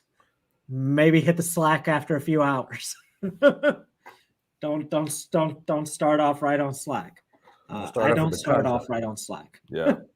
It's the one thing about Instagram. It's Instagram's algorithm is much like how you look at life. It's like the more you seek a certain subject or an outlook, the more you're going to see that, and that could generate more opportunities for you to get information. But you are what you eat, but you're going to observe everything that you're looking for on Instagram too. So. Yeah, I love YouTube because it's a great way to communicate and educate others. But as far as Instagram, I wish people would stop sending me Instagram links because I don't have Instagram. I mean, maybe somebody created an account, but I don't really need to look at pictures of anybody's who knows what that they're taking. I live in Florida. Cat videos. Cat videos. No, cat videos I'd love to see. In fact, I do watch one cat video each day. There's Penny the Talking Cat. Penny the cat. I love Penny the Talking Cat. I love Penny the cat. Oh, did you see that Penny had all her teeth taken out? I saw that, but she said she was doing okay. I haven't watched it yet. I just saw it come across my feed. But yeah, poor Penny had her teeth out. But when her mother asked her questions, Penny said that she was doing quite all right. Yes. So shameless plug for Penny the cat. I don't remember. I don't remember the channel. I don't remember the channel name. I just know Penny the cat because it's not actually Penny the cat. Like it's some other channel. There's another. I think and I think it's Don't Stop Meowing is the other video. It's this cool cat Chase that is so well behaved. They put him in like a bathrobe and spa little things, and the cat's like super sweet and lovely. But other than that, I do watch. My wife sends me 3 to 5 minutes of cat videos each day. She thinks it would help me relax. You know what? Now that I'm thinking about it, let's consider MySpace. Let's consider Facebook, where you're able to provide, a certain amount. 100 might be less, but either way, you're able to provide a story on your posts, and then you go along that TLDR vein, and you go through Twitter. You only have a very finite amount to get your point across. So you think about how that degradation of communicating what you want to share on social media continues to downward spiral about what you get. Facebook or MySpace, you're able to say a certain amount of words. Then you're Twitter, talking about MySpace like it's still a thing, man. Come on. Well, yeah. Well, I'm just saying as an example because it's kind of like an amusement park where nobody goes to it. So, when you think about Facebook, or rather, you got a certain amount of paragraph space you can talk about. Then Twitter, and now we go to TikTok or Instagram. Now it's just videos. You can just watch them doing whatever. So it's kind of like you can see how it just gets to a point where no one even wants to read anymore. They just want the visual. Actually, I think that's why I don't like social media. Because there's not enough reading content for me anymore. I never thought about that. Maybe that's why I don't spend a lot of time on social media, because I like to read. I'm a written kind of person. I'm not a video consumer. I'm maybe visual. that works in my favor. It's like I'm visual. I like to read and I like to listen, but when I'm seeing it and it's just mindless stuff, it's just not entertaining. So, you flick through it, you see this, you might see something of interest, but it's few and far between. So it would take time for that like algorithm to kick in on Instagram to start showing you more of what you need. But the downside of it is the more reviving Tom. Yeah. The Tom more- did us all right. We all did I Tom always see wrong. Tom looking over his shoulder with the whiteboard in front of him. So, but it's kind of like the more the algorithm gives you of more content that you want, then that's more wasted time that you're blowing instead of doing something constructive. So it's a that's dual-edged sword. That's why my Instagram is all cats. And red pandas and gophers. I actually always loved pandas, by the way. Yeah. But for me, if I've got time, I'm gonna listen to reggae music. Mm-hmm. Because 50% of the time I'm listening to reggae, and I'm still a Bob Marley, Ziggy Marley kind of fan. Although I'm getting used to this new modern stuff like Collie Buddz and all those other people that are making good reggae and stick figure and things. But I can do that. I can write. I can collect my thoughts listening to the music. It relaxes me. Mm-hmm. So Kevin asked about the 50% discount. The 50% discount ends next Tuesday. Yep. So if you're looking at doing it on Friday or Saturday, you are perfectly fine. Absolutely. You are in there, Kevin. All right, let's see. Got a question about technical reads. What tips do you have? Because those can be very dry. Yeah. Be tough and read it. Gotta suck it up. Truth be told, I remember when I was younger and somebody gave me what seemed like an impossible task, and they're like, jock up and deal with it. And I did. So the key is discipline, Tldr, is really important. Reading is going to help you. And sometimes you just got to sit through and read it. It's kind of like how I learned to be disciplined was actually through physical training and martial arts. But I had a really good strength and conditioning coach many years ago that was conditioning me for martial arts. And he said to me, if you work out and you're not physically sick, you didn't reach your maximum. And I don't recommend that people do that, but you can do about 10 to 20 times more than you actually believe you can. And if you can sit there a lot longer. One day in Israel, before my foot was totally bad, they made us in 105-degree Wingate University hold our hands over our heads like this for the entire day. And you could see there were basically 3 sets of people in the course. People like me and one other guy that made jokes the whole time, and we held their hands up for the full day, and it was no big deal. People that were mentally strong but didn't know how to breathe that passed out, and everybody else which gave up in the first 5 minutes. So the point is just discipline yourself. Realize it's a high value, high reward thing to do, to read, to learn better. So just do it. So I'm gonna add in something here. Unlike what Mike was just describing, you don't have to read it for 3 hours straight. No, there's that too. You don't have. You will fail. How do you retain is how you read. Right. So Google Pomodoro timer. It's a very simple concept. A lot of you have probably heard of it or probably done it without even realizing it. 20 minutes doing, 5 minutes not. 20 minutes doing, 5 minutes not. Or something similar. Mm-hmm.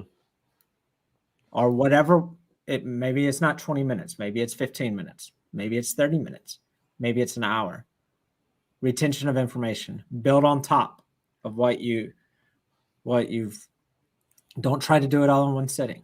No. I am not one that will try and read something that is dry and unengaging for a long period of time.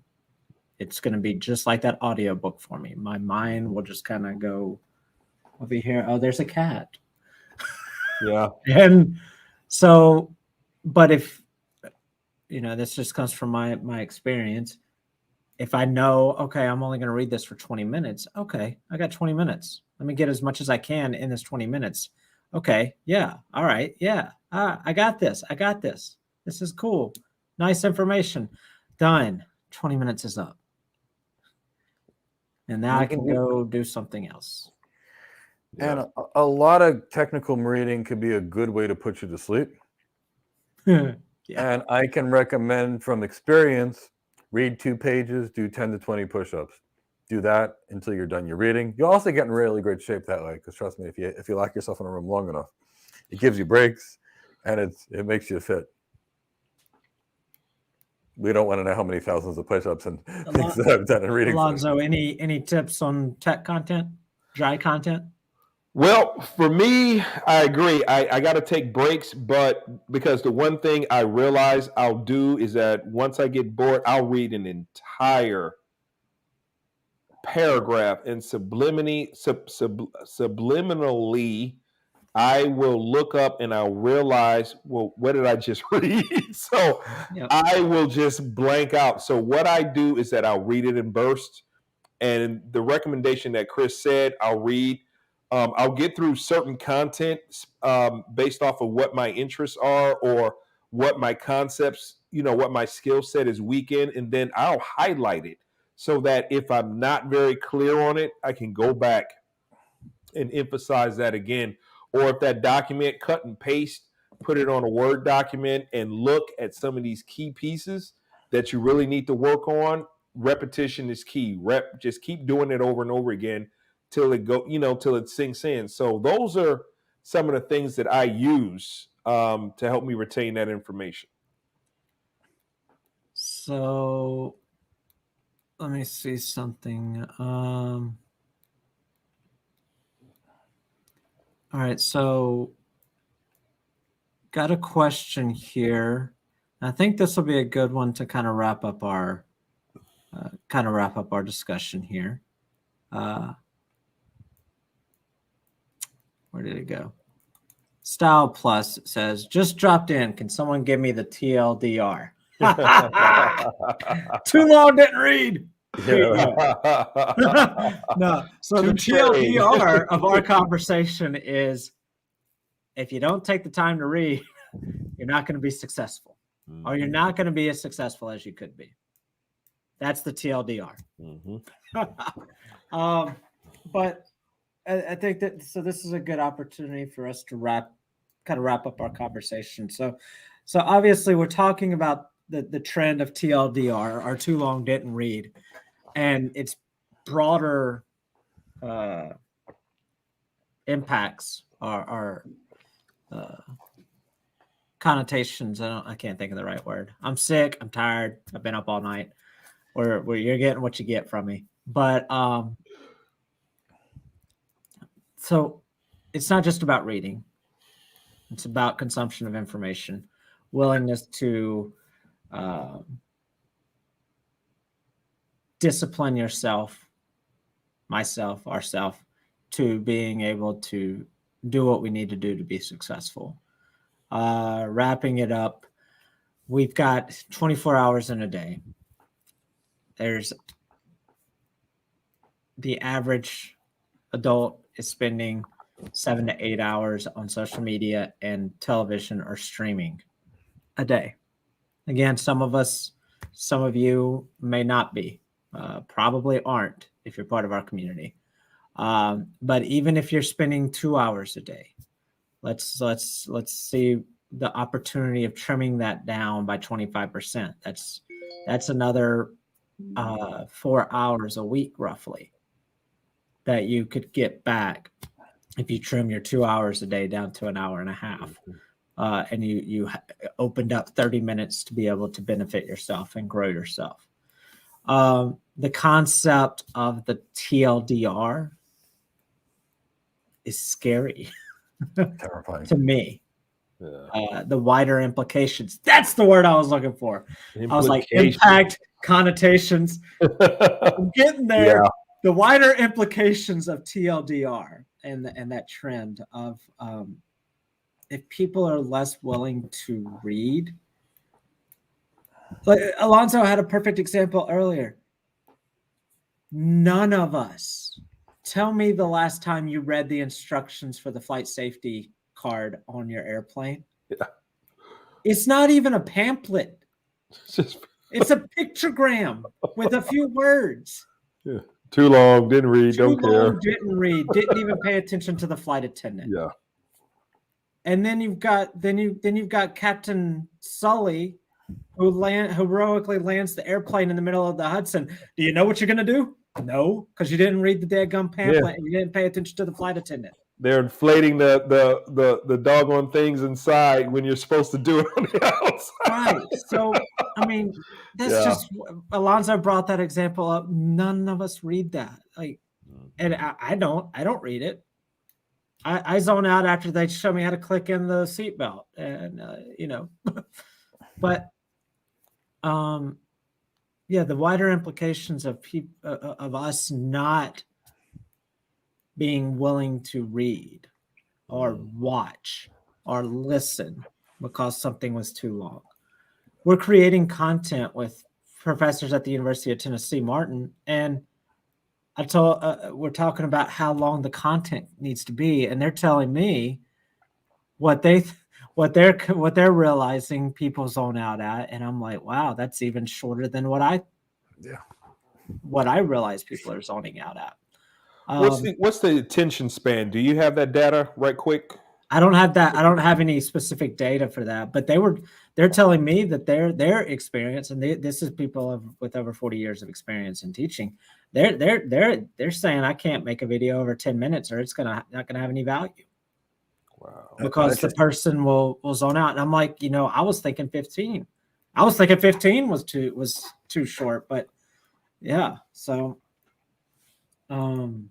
but anyway, so yeah, the wider implications of TLDR and what that means for us, but also the opportunity that presents for you, if you're willing to put in that effort and that discipline to be able to read, to be able to watch, be able to pay attention, to read the details, to read the instructions, to read the information, to gain the knowledge. Somebody asked about if AI is gonna exacerbate this TLDR. Yes, it probably will, just like social media has exacerbated it. But that just means that it's going to make it that much more separation between those that are willing to do it, to do the reading and the watching and the paying attention and the gathering of information. It's going to put you in just such a better position, not just in your career, but your personal life, relationships, family, friends, gardening, cooking. I mean, think about it. How many people watch things on social media to figure out how to cook something and then it doesn't turn out like they expected? Well, maybe that's because you're watching it off of social media. You mean they don't just reading your grandmother's recipe? So, anyway, any thoughts from all of you? Chris's point, I wouldn't even think I got a stack full of cookbooks, and I use them because I love to cook.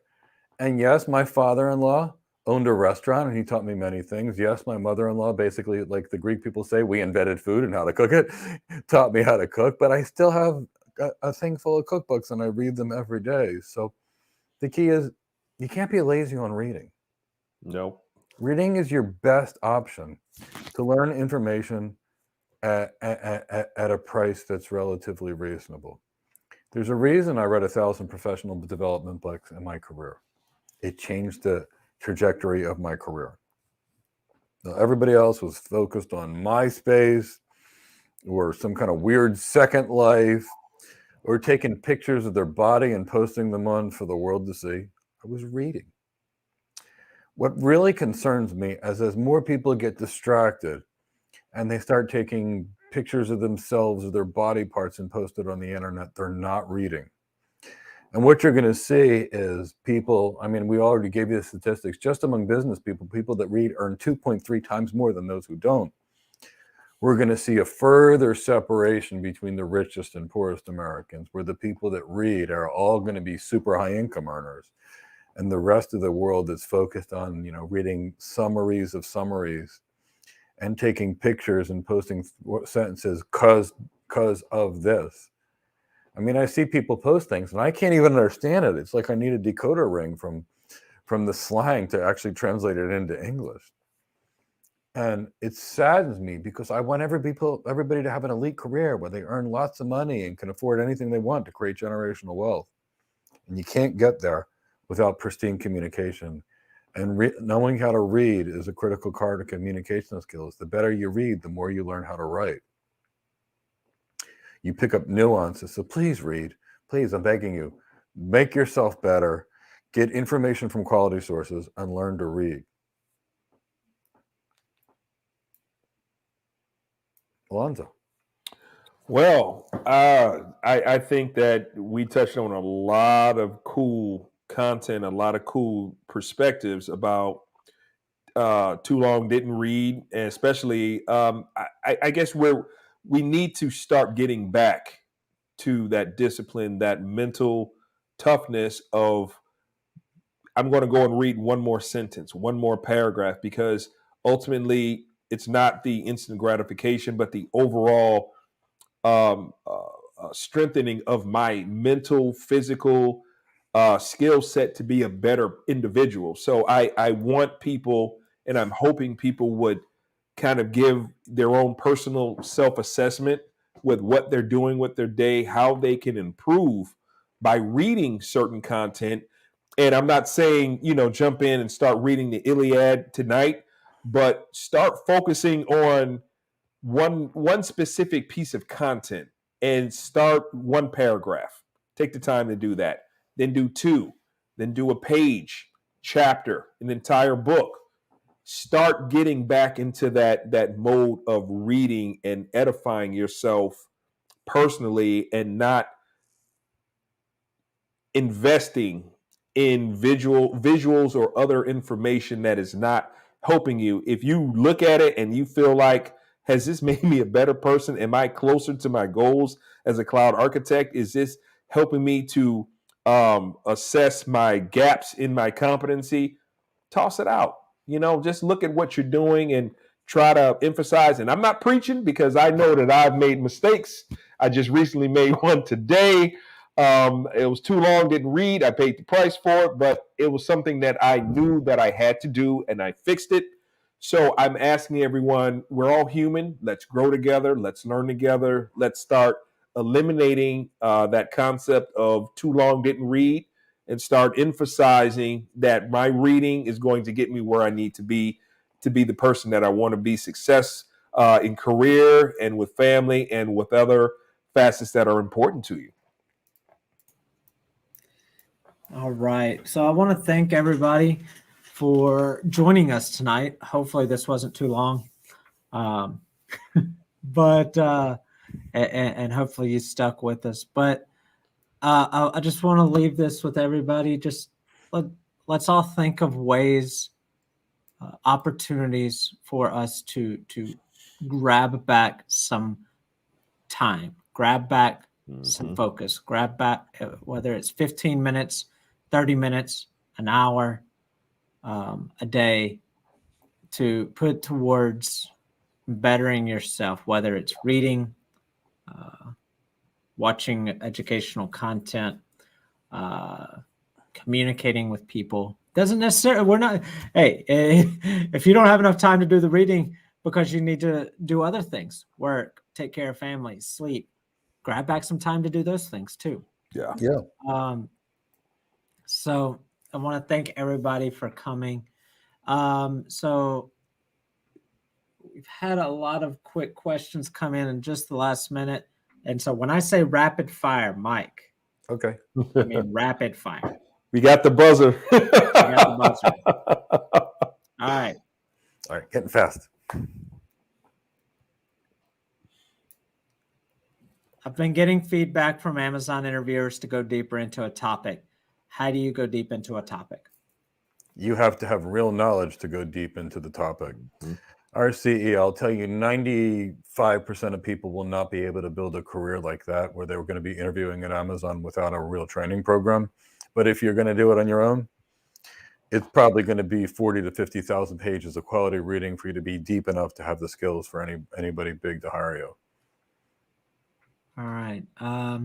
Is it better to read physical or digital?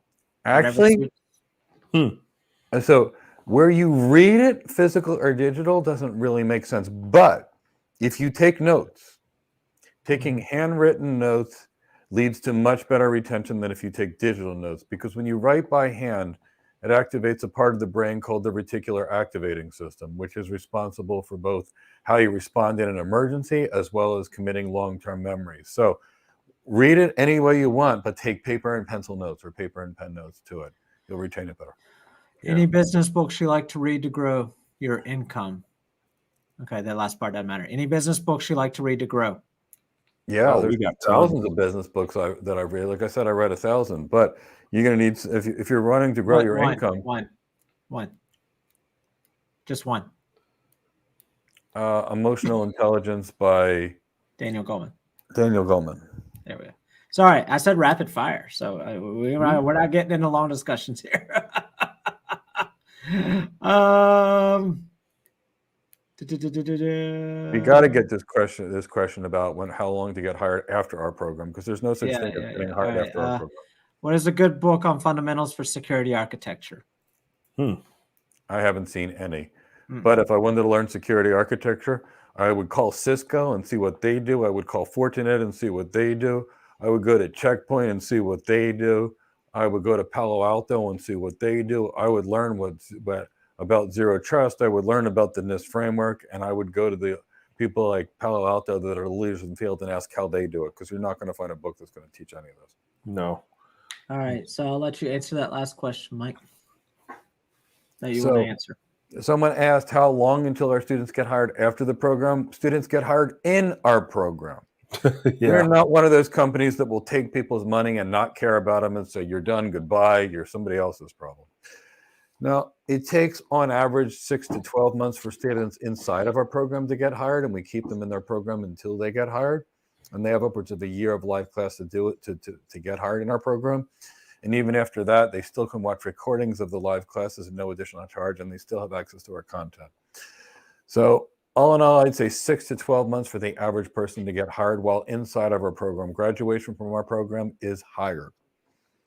So it's not like we're not here to take your money and then hope on your own after the program you're going to get a job. You'll get hired in our program if you do the work. Speaking of which, let me wrap it up with inviting everybody to join our How to Get Your First Cloud Job webinar. We will be doing that this Thursday at 1 p.m. Eastern Time and on Monday at 7 p.m. Eastern Time. Make sure to join us for that, where you can learn all about how we train cloud architects. We share all of our secrets, all of our roadmap, all of our plan, so that you can do it with us or you can do it on your own. We share all those details with you. Why we created the program, what hiring managers want, what cloud architects actually need to know so that you know what to prepare for. And then, of course, how to deal with HR and those job descriptions. So make sure to register for that. That's free for you in the chat box. Also, you can get our free How to Get Your First Architect Job guide that you can review in preparation for that webinar as well. You can get that at the link in the description of the chat box. Lots of great information in there for you as well. Of course, we also have our How to Win the Interview guide. That's free for you as well. So the secrets to winning the interview, that's for you, free in the chat box or in the description. And last but not least, we currently have a 50% off discount on our award-winning Cloud Architect Career Development Program. That is available through Tuesday. Once that's gone, it's gone. Not coming back. Regularly priced $24.99, available right now for $12.49.50. $12.49.50. 50% off. Or 3 monthly payments of $433. Make sure to take advantage of that if you have the ability to. You don't want to hesitate. The average cloud architect earns $800 per day. That's roughly $16,000 a month. So every day that you delay is $800, could be potentially $800 or $16,000 a month of every month that you delay. So take advantage of that just for a few days pay of the average cloud architect, you can enroll in the Cloud Architect Career Development Program. So all of those links are there in the chat box for you. And we look forward to seeing you all on Thursday. Hope everybody has a great night. I enjoyed this conversation. Same. All right. Good night, everybody. Take care, Yeah, everyone. everyone.